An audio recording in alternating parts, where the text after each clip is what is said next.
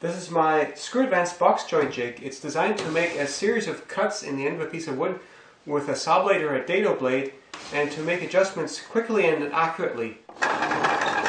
And that often makes using a dado blade unnecessary.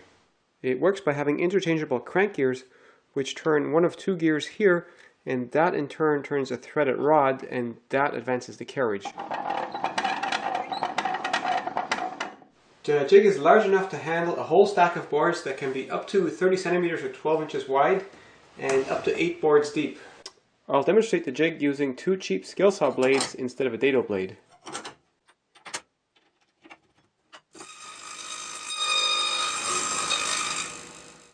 My test cut has a width of about 4.38, so I want to advance just under double that amount for each cut.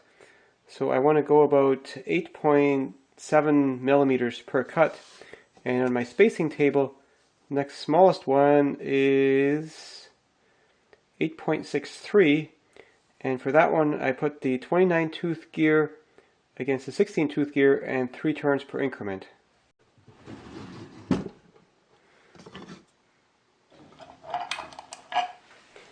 Now I need to put the mount in the upper position to mesh with the 16 tooth gear, and put that one on here.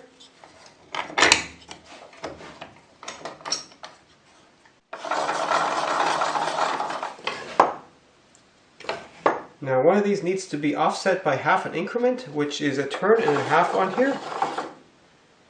So I'll just slide that over, and now the fingers should align between the two of them.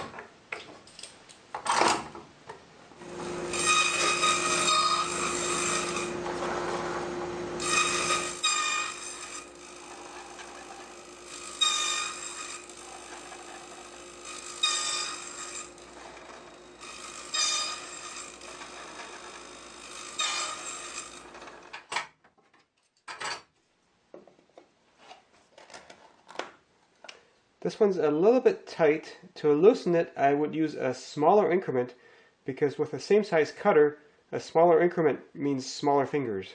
Because I adjust the spacing in the jig, I can use any blade, and this is the thinnest blade I could find, and with that I made this very fine box joint in this box. The other way I make joints with this jig is to use the 48 tooth gear against the 12 tooth gear, and that gives me 4 turns of the threaded rod per turn of the crank. And at 16 TPI that means 1/4 inch, and then I make a test cut using the blade, back it up and then forward again until I can make a cut just adjoining to that, and then I mark the position on the large gear that I had for that particular cut. So now with this setup, I make one cut with the crank here, another one with the red piece of tape here, and then I finish the turn and add another turn for the next cut. Now that can be a bit complicated, but I have an entire video explaining how to set that up.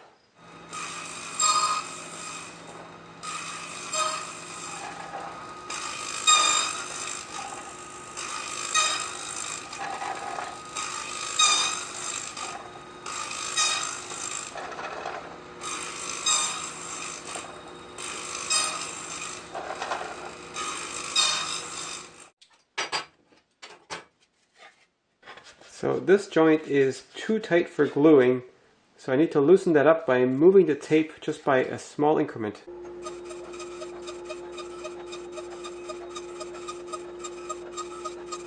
So I recut that joint in 50 seconds flat, and this is what it fits like now. Of course, I'm not limited to making joints in boards. Here's a joint made in 2 pieces of 2x4. So if you want a cool box joint jig like this, you do have to build it, but I have a whole video series on how to build it, and I also have a very detailed set of plans available for sale on my website.